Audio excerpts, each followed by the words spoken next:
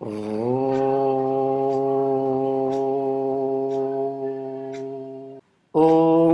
సహనావతు సహనౌ భునక్తు సహ వీర్యం కరవావహై తేజస్వినావధీతమస్తు మా విద్విషావహై. ఓం శాంతి శాంతి శాంతి. ఓం సదాశివసమారంభాం శంకరాచార్యమధ్యమాం అస్మదాచార్యపర్యంతాం వందే గురుపరంపరాం. భద్రం కర్ణేభిః శృణుయామదేవాః భద్రం పశ్యేమాక్షభిర్యజత్రాః స్థిరైరంగైస్తుష్టువాం సస్తనూభిః వ్యశేమ దేవహితం యదాయుః.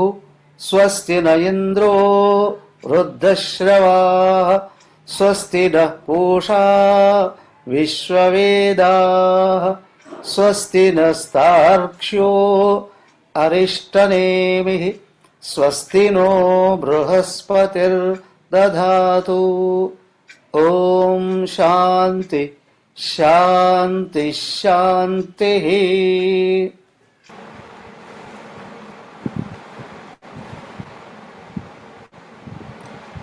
46వ తారీఖు వరకు పూర్తి చేసిన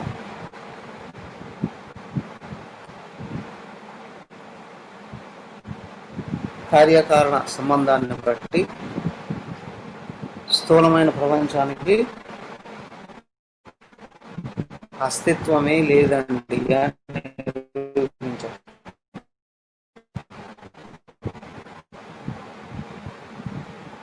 తర్వాత అగ్నే లేదండి అంటున్నారు. ఏదైనా ఒక వస్తువు ఇంకొక వస్తువు నుండి పుట్టింది అని అంటే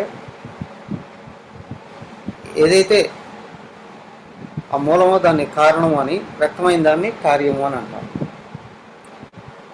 కార్యంగా వ్యక్తమైన దాంట్లో కారణం యొక్క స్వభావమే కనిపిస్తుంది. అయితే భగవంతుణ్ణి కారణంగా చెబితే జనన మరణాలు లేని చైతన్య స్వరూపం,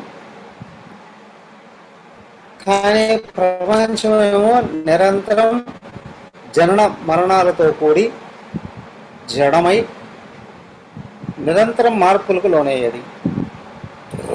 కాబట్టి ఈ ప్రపంచానికి పరమాత్మ కారణం కాదండి అని కొట్టేశాం.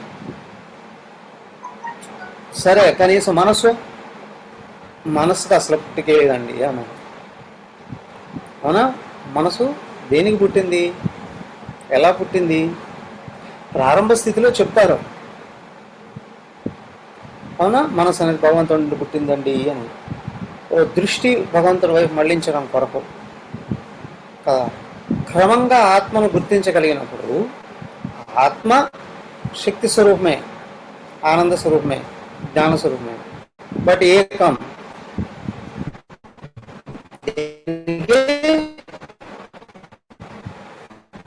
పుట్టుక లేదు, మరణం లేదు.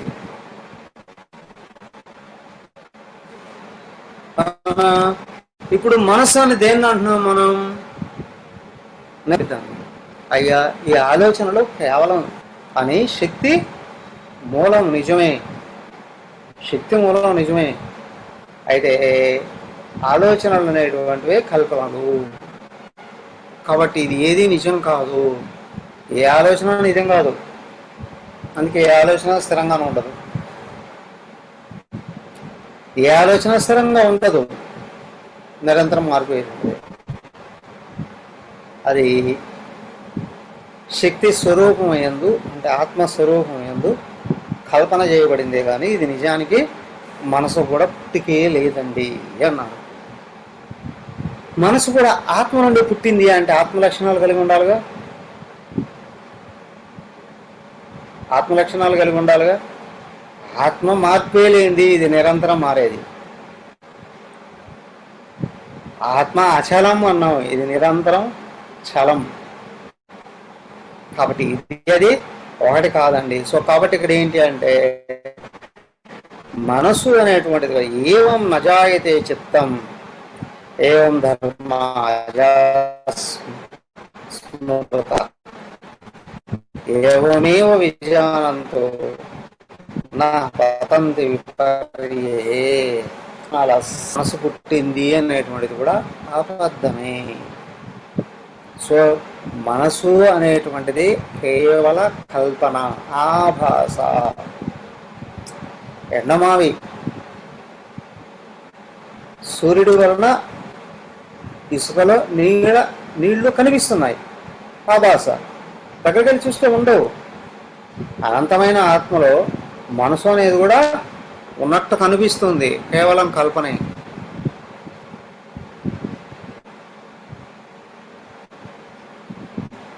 నమ్మాలి. ఎందుకంటే లక్ష్యం పరమాత్మ అయిపోయినప్పుడు దీన్ని నమ్మే కొద్దీ కొంచెం కొంచెం కొంచెం కొంచెం అయినా ఓపెన్ అవుతూ వస్తుంది సత్యం. మాకు అర్థం కాలేదండి అని అంటే అది సత్యం వైపు అడుగే వేయలేము. ఉపనిషత్తు చెప్తుంది, అందులో మాండక్య ఉపనిషత్తు చెప్తుంది. కాబట్టి నమ్మాలి అనుకుంటున్నాను.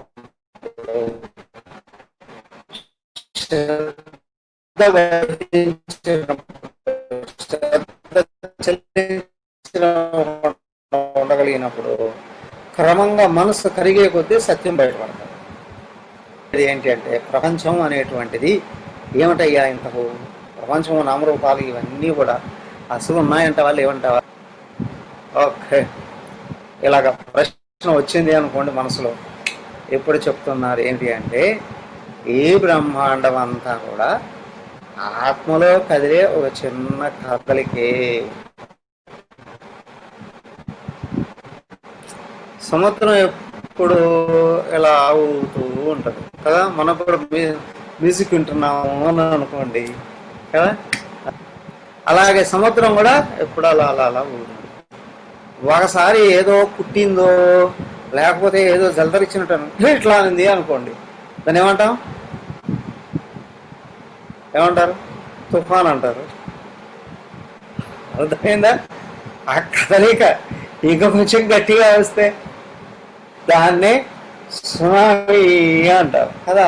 బయట నుండి చూస్తే వందల మందిని, వేల మందిని, లక్షల మందిని మింగేసిందండి ఆ సునామీ. ఏమిటయ్యే సునామీ? సముద్రం యొక్క తల విదిలించుకుంటే భూకంపం వస్తుంది. అదేంటండి ఊరు కట్ట విదిలించుకుంటే ఇట్లా వస్తుందా?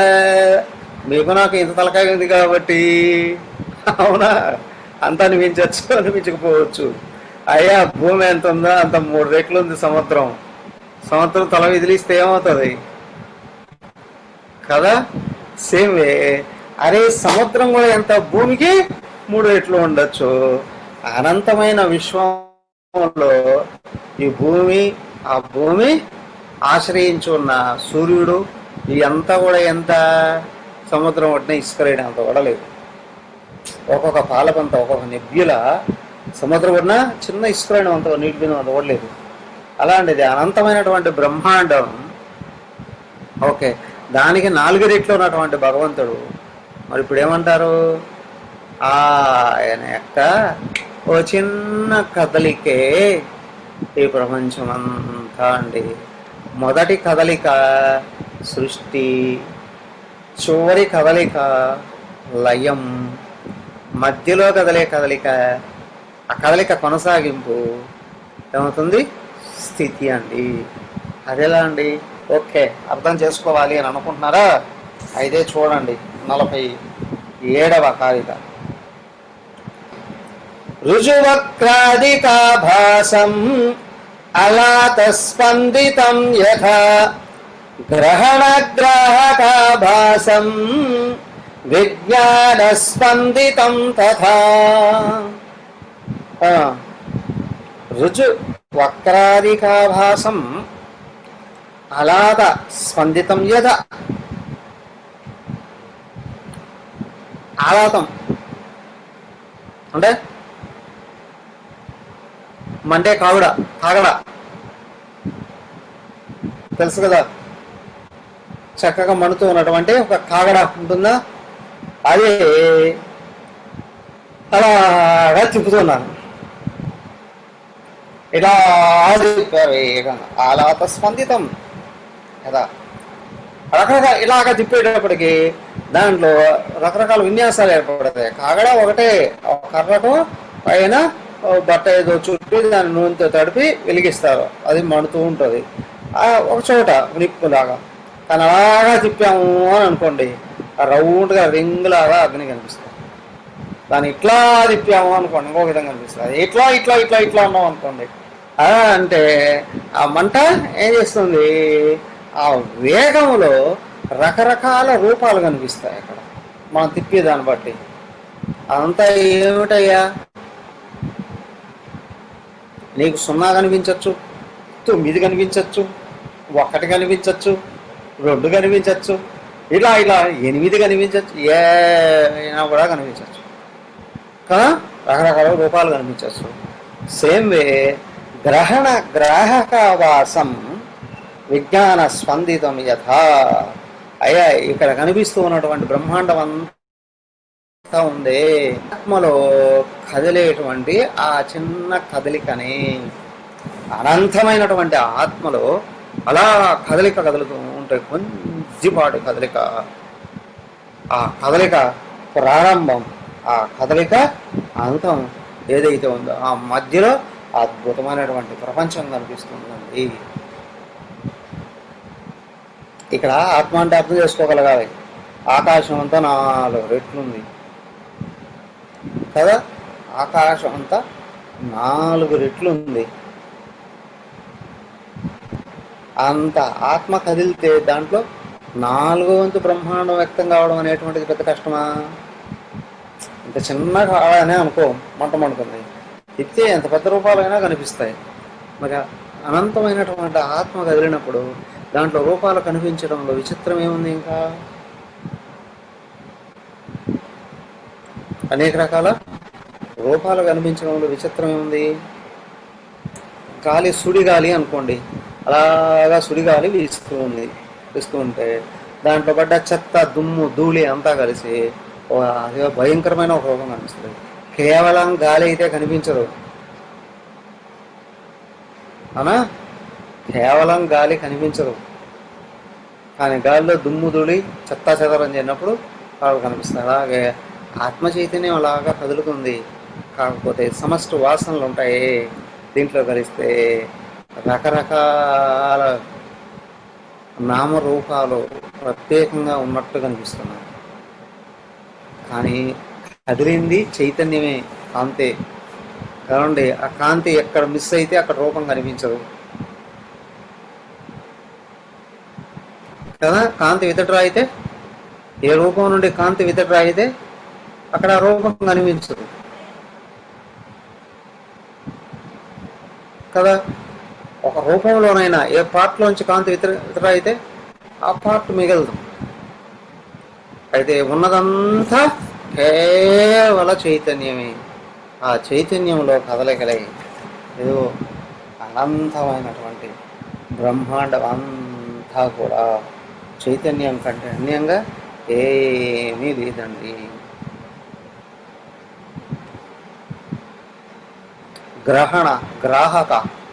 గ్రహణం పట్టుకోబడింది, తెలియబడింది. గ్రాహక పట్టుకుంటూ ఉన్నటువంటి వాడు, కర్త కర్మ అన్నట్టే తెలుగులో. ఇక్కడ జ్ఞాత, జ్ఞేయం, తెలుసుకుంటున్నవాడు, తెలియబడేటువంటిది. ఏమయ్యా, నేను మిమ్మల్ని అందరినీ చూస్తున్నా తెలుసుకునేవాడిని నేను, తెలియబడేవాడు మీరందరూ అని అనొచ్చు. అప్పుడు మీరు అనొచ్చు, స్వామి మేము కూడా చూస్తున్నాం కదా మిమ్మల్ని, తెలియబడేది మీరు, తెలుసుకుంటున్నది మేము కాదు. Okay, natural.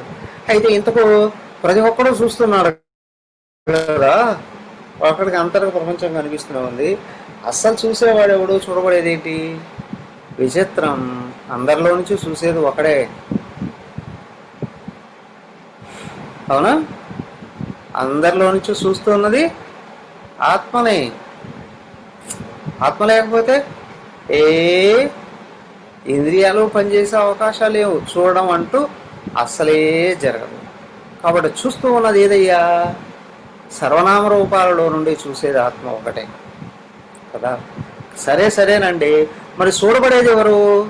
సర్వనామరూపాల ద్వారాగా చూడబడేది కూడా ఆత్మేగా. ఆత్మ లేదంటే ఏ రూపం మిగులుతుంది? ఆత్మ లేకపోతే ఏ రూపం వ్యక్తం కావడానికి అవకాశం ఏం లేదు. సో కాబట్టి ఏంటి అంటే చూస్తూ ఉన్నది ఆత్మని, చూడబడేది ఆత్మయే. ఆత్మే చూస్తుంది, ఆత్మే చూడబడుతుంది. అయితే ఈ నిజం తెలిసినప్పుడు వచ్చిన జ్ఞానం కూడా ఆత్మజ్ఞానం. ఇది ముఖ్యం. తెలిసినా తెలియకపోయినా చూసేది చూడబడేది పరమాత్మే. మధ్యలో కొద్దిపాటి సంస్కారాలు ఉన్నాయి, అవి కదిలినప్పుడు రకరకాల నామరూపాలు వేరువేరుగా ఉన్నట్టు కనిపిస్తున్నాయి. బట్ నువ్వు ఒక రూపంతో తాదాత్మ్యం చెందితే, అవునా, ఎందులో నుండి వ్యక్తం అవుతున్నావు ఆ రూపంతో తాదాత్మ్యం చెందితే దీన్ని అహంకారం అన్నారు. మొదటిది. బయట ఏ రూపంతో తాదాత్మ్యం చెందితే దాన్ని మమకారం అండి అన్నారు. ఈ రెండు పక్కనే చూడు. ఇదే నేను అనుకోకు, చుట్టూ ఉన్నది నాది అని అనుకోకు. ఇప్పుడు చూడు, చూసేది చూడబడేది ఒక్కడే, పరమాత్మ ఒక్కడే, వేరుగా ఏమీ లేదండి. సో కాబట్టి ఏంటంటే అది ఏ విధంగా అయితే విన్యాసాలను కలిగిస్తుందో ఆ విధంగా రకరకాలుగా నామరూపాలు మనకు వ్యక్తమవుతూ ఉన్నాయి. దీన్ని ఇంకా ఒక 3-4 శ్లోకాల్లో వివరిస్తూ ఉన్నారు, చక్కగా అర్థం కావడం వరకు చూడండి. అస్పందమానమాలాతం అనాభాసమజం యథా అస్పందమాన విజ్ఞానం అనాభాసమజం తథా. ఆలాతం, ఆ దివిటి, ఆ కాగడ అస్పందమానం, కదలేదు అని అనుకో. అనాభాసమజం లేదా, అక్కడ ఏ రూపాలు కనిపించవు. మండుతున్నావు కాగడ అండి, అంతవరకే, మనకి ఏ రూపాలు అక్కడ కనిపించవు. ఈ కాగడ ఆగింది, కదలిక ఆపావు అంటే ఏ విన్యాసాలు ఏ రూపాలు లేవు అక్కడ. అలాగే అస్పందమాన విజ్ఞానం, ఏదో ఇక్కడ ఈ చైతన్యం కూడా ఉంది, జ్ఞానస్వరూపమైనటువంటి చైతన్యం కదలలేదు అనుకో. అనాభాసం అజం కదా, అయ్యా అది పుట్టుకే లేనటువంటిది. ఏ నామరూపాలు అస్సలు కనిపించవు, ఏమీ కనిపించవు. సినిమా చూస్తూ ఉన్నాం అనుకోండి, వెనక ప్రొజెక్టర్ లైట్ ఆఫ్ అయిపోయింది, ఏం కనిపిస్తుంది? ఏం కనిపించవు. మనం సినిమా చూడడానికి ముందే ఏం చేస్తారు? మొత్తం అన్ని డోర్స్ బంద్ చేసి లైట్లు అన్నీ తీసేస్తారు, టోటల్గా లైట్స్ మొత్తం తీసేస్తారు. ఇప్పుడు ఏం చేస్తారు? వెనక నుంచి ప్రొజెక్టర్ లైట్ ఆన్ చేస్తారు. అప్పుడు తెర మీద పడతారు, తెరే కనిపిస్తుంది. ఇప్పుడు రీల్ స్టార్ట్ చేస్తే ఆ తెరకు ఈ ప్రొజెక్టర్కి ఇందులో రీల్ వెళ్ళిపోదు. వాస్తవానికి తెర అక్కడున్నా మనకు కనిపించదు. ప్రొజెక్టర్ లైట్ ఎప్పుడైతే తెర మీద పడిందో తెర రూపంలో రిఫ్లెక్షన్ మనం చూస్తాం కదా. చూపించేది ప్రొజెక్టర్ లైటే, చూడబడేది తెర అనుకుంటున్నాం ప్రొజెక్టర్ లైటే కదా. ఆ లైట్ ఆఫ్ చేస్తే నీకు తెర కనిపించదు. లైట్ వెలుగుతూ ఉంది, అప్పుడు ఫిల్మ్ తిప్పారు, ఇప్పుడు తెర కనిపించదు, లైట్ ఉంది అనిపించదు, కానీ సినిమా అనేది కొత్తది కనిపిస్తుంది. ఒక వింత ప్రపంచం కనిపిస్తూ ఉంటుంది కదా. లైట్ ఎప్పుడైతే ఆగిపోతే ఇంకేమీ లేవు. సో కాబట్టి ఇక్కడ ఏంటి అంటే అలాగే అనంతమైనటువంటి పరమాత్మ, చూడబడేది ఆయనే, చూపించేది ఆయనే, చూసేది ఆయనే. కానీ మధ్యలో ఉంది నీ తలకాయలో రీల్, కారణ శరీరం. ఇది అలా కదులుతూ ఉంటే అదే కనిపిస్తుంది ప్రపంచముగా. అయ్యా బాగా గమనించండి, ప్రపంచం ఒకటే ఉంది కదా, అందరికీ ఒకే విధంగా కనిపిస్తుందా? కనిపించదు. ఒక్కొక్కరు ఒక్కొక్క రకంగా కనిపిస్తుంది. కారణం ఏంటి? కారణ శరీరమే. నీ కారణ శరీరం ఏ విధంగా అయితే ఉందో నీకు ప్రపంచం ఆ విధంగానే కనిపిస్తుంది. నీ కారణ శరీరం దుర్మార్గమైన తమో గుణంతో కూర్చోంది అనుకో, నీకు ప్రపంచం అంతా దుర్మార్గులుగానే కనిపిస్తారు. అందుకే వీళ్ళు చూడు, ఉగ్రవాదులు తీవ్రవాదులు వీళ్ళు ఎందుకు ప్రపంచం మీద పడి ఎందుకు కాల్చి చంపేస్తారు అందరినీ? వాళ్ళ ప్రపంచం ఆ విధంగా కనిపిస్తుంది, అట్లాగా తయారు చేసుకున్నారు వాళ్ళు మనసులో. వాళ్ళ పూర్వమే కొన్ని భావాలు ఉంటాయి, పుట్టినప్పటి నుంచి ఆ విధమైన ట్రైనింగ్ తీసుకున్నారు వాళ్ళు. అవునా? వాళ్ళకు ట్రైనింగ్ ఇచ్చేటువంటి వాళ్ళు ఎవరైతే ఉన్నారో వాళ్ళ ప్రపంచాన్ని అత్యంత క్రూరంగా దోషయుక్తంగా బోధిస్తున్నారు. అవన్నీ లోపల పడిపోయాయి కాబట్టి ఒక్కొక్కరిని తలుచుకుంటే భయంకరంగా కనిపిస్తారు వాళ్ళకి. అప్పుడు వీళ్ళు ఏం చేస్తారు? వాడిని ఇప్పుడిప్పుడు చంపుదామా అని చూస్తారు. బికాస్ వాడి తలకాయలో ఉన్నటువంటి, వాడి కారణ శరీరంలో ఏర్పడ్డటువంటి సంస్కారాలే కారణ శరీరం. మళ్ళీ కారణ శరీరంలోకి వెళ్ళి ఏర్పడ్డాయా అని ఏమీ లేదు. సంస్కారాలే కారణ శరీరం. మొదట కదిలితే సూక్ష్మ శరీరం, ఇంకా గట్టిగా కదిలితే స్థూల శరీరం కదా. అదే ఒక వ్యాపారస్తుడికి ప్రపంచం అంతా వ్యాపారం, బిజినెస్ లాగా అనిపిస్తుంది. ఎందుకు? వాళ్ళ లోపల ఉన్న సంస్కారాలన్నీ అవి. ఓ రాజకీయ నాయకుడికి ప్రపంచం అంతా రాజకీయం చేస్తూ ఉన్నట్టుగా కనిపిస్తుంది కదా. అంతేనా? అయ్యా ఒక నీరసవాదికి,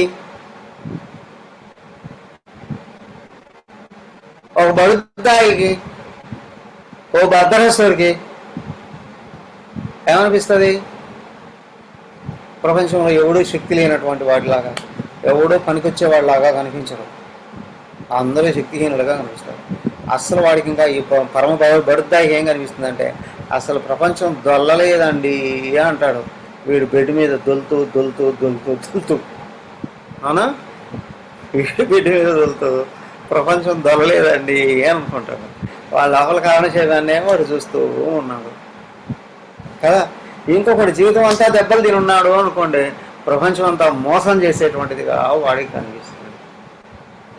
వాడు వాళ్ళనే చూస్తూ ఉన్నాడు, సంస్కారాలనే చూస్తున్నాడు కదా. ఇంకొకడు ఉంటాడు, శుద్ధమైన సత్వగుణంలో ఉన్నాడు అనుకోండి, వాడికి ప్రపంచం అంతా ఈశ్వరుడుగా కనిపిస్తాడు. వాడు గుణాన్ని దాటేశాడు అని అనుకోండి, వాడేమంటాడు? నేను తప్పితే ఏముందిరా ఇక్కడ అని అంటాడు. లోపల సంస్కారం కదిలితే అదే కనిపిస్తుంది, దాన్నే చూస్తున్నావు నువ్వు సంస్కారాన్ని శుద్ధం చేస్తే శుద్ధంగా కనిపిస్తుంది, సంస్కారాన్ని తీసిపారేస్తే నువ్వు తప్ప ఇంకేమీ లేదండి అని నీకు తెలుస్తుంది. అది దానికే అన్నారు, తమస్సు నుండి రజస్సు నుండి సత్వాన్ని కరిగించే శుద్ధసత్వంలో ఎవడైతే నిలబడతాడో ప్రపంచం అంతా నీ స్వరూపంగానే కనిపిస్తుంది. సో కానీ ప్రపంచం అంతా ఏం చేస్తుంది? బయట మార్పులు చేసుకోవడానికి తలమునకలు అయిపోతుంది, లోపల మార్పులు చేసుకోవడానికి ప్రయత్నమే చేయదు, కప్పిపుచ్చుకుంటాం. అవునా? I'm so great. నువ్వు సో గ్రేట్ అయితే నువ్వు ఒక్కడే ఉన్నావని తెలియాలి. అయినా సో కాబట్టి ఇక్కడ ఏంటి అని అంటే, మనసు శుద్ధం అయ్యే కొద్దీ ఏకత్వం కనిపించాలి, మనసు మలినమయ్యే కొద్దీ భిన్నత్వం అంతా కనిపిస్తుంది. సో అలాగే ఇక్కడ ఏంటి అంటే, మండుతున్న కారడ తిప్పుతూ ఉంటే రకరకాల విన్యాసాలు కనిపించినట్టే, అది ఆగినప్పుడు ఏ విన్యాసాలు ఏ రూపాలు లేవు అక్కడ. అలాగే అస్పందమాన విజ్ఞానం, ఆత్మచైతన్యం కూడా కదలికలు ఆగింది అని అంటే ఏ నామరూపాలు కనిపించవు. కారణితుల అనుభవానికి వస్తుంది ఇది. కాకపోతే అవ్యక్తంగా కారణ శరీరం ఉంది అక్కడ. మేల్కొనే దాన్ని కరిగించి వేసేయగలిగేటట్లయితే, నువ్వు లోపల కదలికలను ఆపితే నీకు నువ్వు తప్ప ఇంక వేరే ఏమీ కనిపించదు.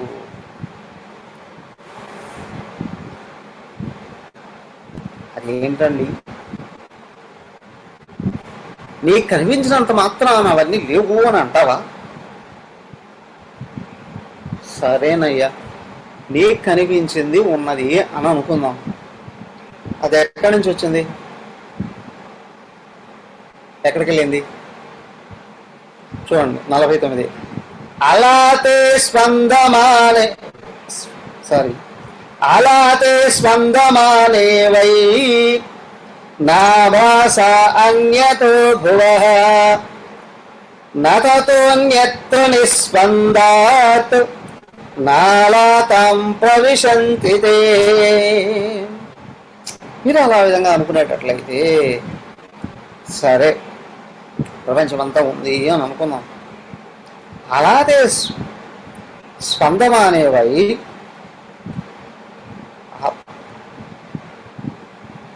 ఆహ్లాదం, ఈ కగడ కదిలిస్తూ ఉండేటప్పుడు నామరూపాలు అన్నీ కనిపిస్తున్నాయి కదా. అభాస అనేతో బోహ. ఆ నామరూపాలన్నీ ఎక్కడి నుంచి వచ్చాయి? కగడ తిప్పితే రకరకాల రూపాలు కనిపిస్తాయి కదా, అవన్నీ ఎక్కడి నుంచి వచ్చాయి? ఎక్కడి నుంచి రావట్లేదండి. నిజంగా ఉన్నాయా? ఉంటే చూపించు. ఈ కాగడ ఆపిన తర్వాత చూపించు. తిప్పుతున్న కాగడాన్ని ఆపిన తర్వాత చూపించు ఉండేటట్లయితే. లేవండి. ఎక్కడి నుంచి వచ్చాయి? ఎక్కడి నుంచి రావలేదండి. ఇక్కడ ఉన్నాయా? లేవండి. మరి ఏమయ్యా?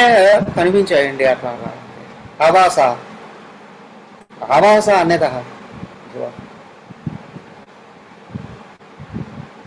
సో కాబట్టి ఇక్కడ నీకు అనేక రకాల రూపాలు కనిపించినప్పటికీ కూడా వాస్తవానికి అవేవి లేవు. అవే ఉన్నట్లు కాదు నిజానికి. తతః అదేవిధంగా అన్యత్ర నిస్పందాత్ నాలాతం ప్రవిశంతి.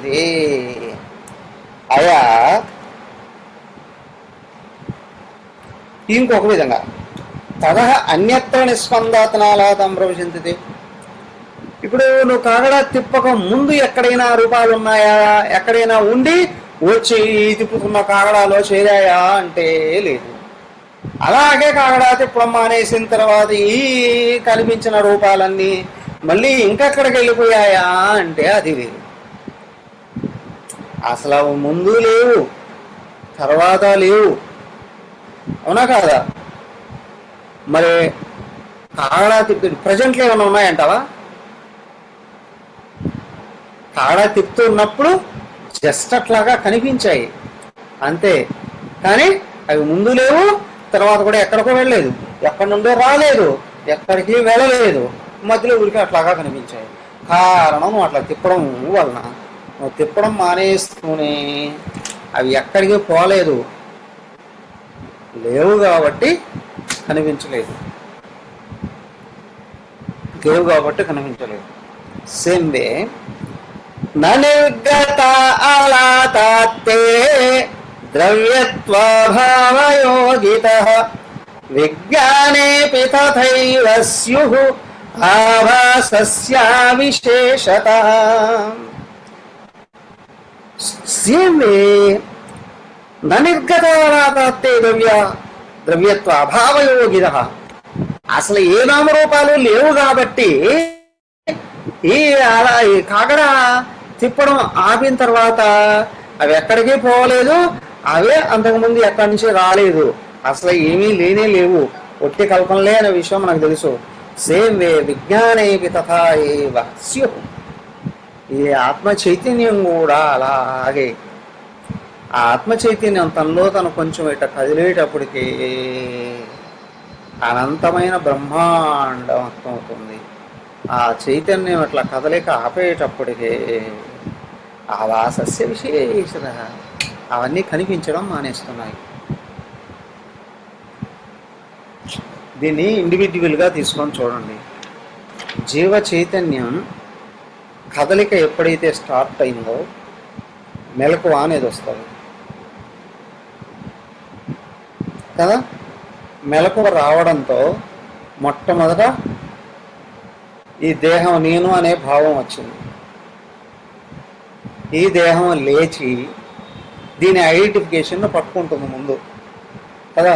దీని పేరేంటి, దీని ఊరేంటి, దీని తల్లిదండ్రులు ఎవరు, అవునా, దీని యొక్క అస్తిత్వాన్ని అంత ఐడెంటిఫికేషన్ అంతటినీ పట్టుకుంటుంది. పట్టుకొని చుట్టూ ఉన్న ప్రదేశాన్ని పరిశీలన. ఇదంతా ఏంటంటే సెకండ్కి లోపలే జరిగిపోతాయి ఇవంతా కూడా, అంత వేగంగా ఉంటుంది. దాని తర్వాత దీనికి సంబంధించిన చుట్టూ ఉన్న పరిస్థితులు అన్నింటిని కూడా గమనిస్తుంది కదా. తర్వాత బయటికి వెళ్ళినప్పుడు అనేక రకాల విషయాలతో తాదాత్మ్యం పెట్టుకుంటుంది. రాగమా ద్వేషమా, అనుకూలమా ప్రతికూలమా, ఏదో ఒక భావాన్ని పట్టుకుంటూ ఉంది కదా. ఇది ఇక్కడ మొదట కలిగిన భావం అహంకారం, రెండవ భావం మమకారం. ఇవి రెండు తొలగిపోయినప్పుడు గాఢ నిద్రలో ప్రపంచం కనిపించడం లేదు. కారణం ఏంటి అంటే చైతన్యం తను విత్డ్రా చేసుకుంటుంది, కదలికలను ఆపేస్తుంది. కదలికలనే ఆపేస్తుంది, చైతన్యం కదలట్లేదు. మళ్ళీ చైతన్యం స్టార్ట్ అయింది అంటే అన్నిటినీ గుర్తుపట్టడం జరుగుతుంది. అయితే ఇక్కడ విషయాలు కనిపించేటప్పుడు కూడా వాటికి నేను సాక్షిగా ఉన్నాను, వేరుగా ఉన్నాననే విషయం గుర్తుంచుకుంటే తొందరగా బయటపడే అవకాశం ఉంటుంది. కానీ చైతన్యం కదలిక స్టార్ట్ చేస్తూనే మొదటి కలగ నేను అని, రెండవ కదలిక నాది అని పట్టుకుంటుంది. దీనికే నేనెవరో తెలుసుకోలేకుండా పోతుంది. నేనెవరో తెలుసుకోలేకపోవడానికి కారణం ఇదే. కానీ మేల్కొన్నప్పుడు కూడా నేను వేరుగా ఉన్నానన్న విషయాన్ని గుర్తుంచుకోగలిగితే బాహ్యంగా వస్తువులు కదిలితే కదులుతాయి, కదలకుండా పోతాయి. కొద్దిసేపు తర్వాత కదలకుండానే వెళ్ళిపోతాయి. బట్టి కదలిక లేని విషయం తెలుస్తుంది.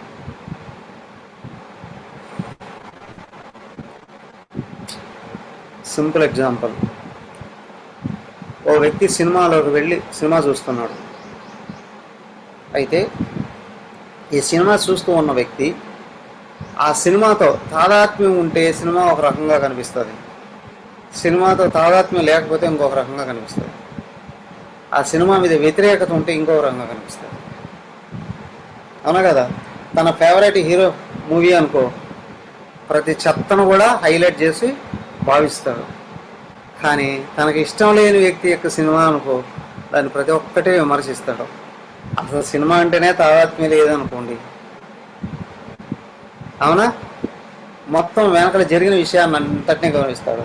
అసలు దాంతో ఏమాత్రం తాదాత్మ్యం రానివ్వకుండానే చూసుకుంటాడు. వాడు బాగా నటించాడండి, వీడు బాగా నటింపజేశాడండి, ఓ కాస్ట్యూమ్స్ బాగున్నాయండి, లేదా కొరియోగ్రఫీ బాగుందండి, సో కదా, అదే వెనకలో ఉన్నటువంటి విషయాలు చూస్తాడు. కానీ ఇదంతా కల్పన చిత్రమైన విషయం మాత్రం అదే, ఇదంతా ఒట్టిదే అబద్ధమైన విషయం మాత్రం ఎప్పటికీ మర్చిపోడు. ఏదో కొద్దిసేపు వినోదాన్ని ఇవ్వడం కొరకు ఇవన్నీ తయారు చేయబడ్డాయి, కానీ ఈ సినిమాలో ఉన్నది ఏది నిజం కాదండి. సేమ్ ఏంటి అంటే మనకు కూడా లోపల మనం ఎవరో క్లియర్గా మనకు తెలిస్తే ప్రపంచంతో ఏ విధమైన తాదాత్మ్యం రాదు, అనుకూల తాదాత్మ్యం రాదు, వ్యతిరేక తాదాత్మ్యం రాదు. ఒకవేళ ప్రపంచం కనిపించినా హాయిగా తాదాత్మ్యం లేకుండా ఎంటర్టైన్మెంట్ లాగా చూడడం జరుగుతుంది.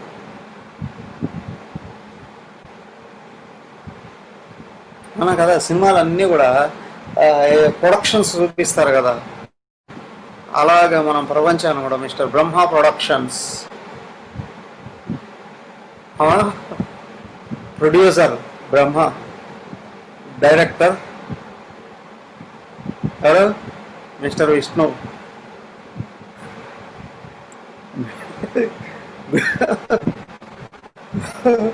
విష్ణుదేవుడే ప్రొడ్యూసర్. అయితే ఏదండి డైరెక్టర్ అండి అని చూడడానికి అవకాశం కదా. ఏమయ్యా, సో కాబట్టి ఏంటి, ఈ విషయం స్పష్టంగా తెలుస్తుంది. అదంతా కూడా ఇంకొంచెం అడుగు వెనక్కేస్తే బ్రహ్మ విష్ణు మహేశ్వరులు కూడా ఆత్మలో చిన్న పార్టీ పోయా, నేను వాళ్ళకంటే కూడా పైన ఉన్నాను అనే విషయం తెలుస్తుంది.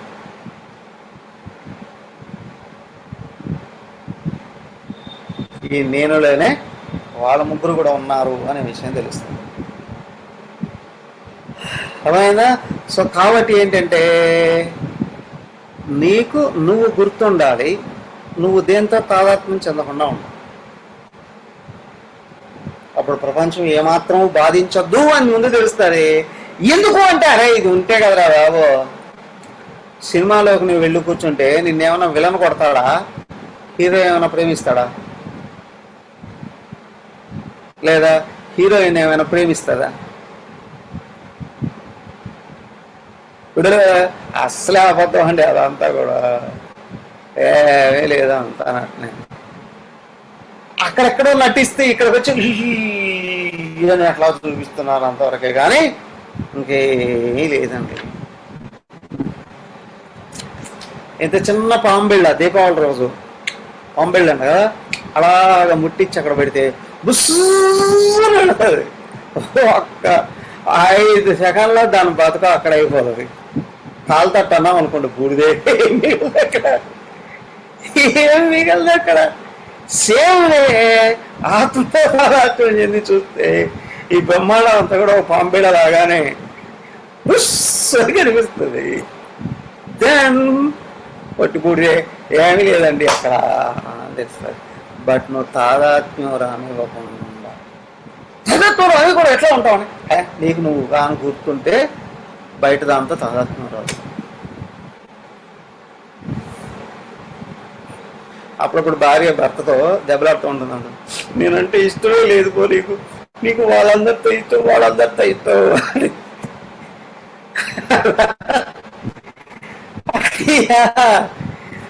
నీకు నీ మీద కానీ ఇష్టం ఉంటే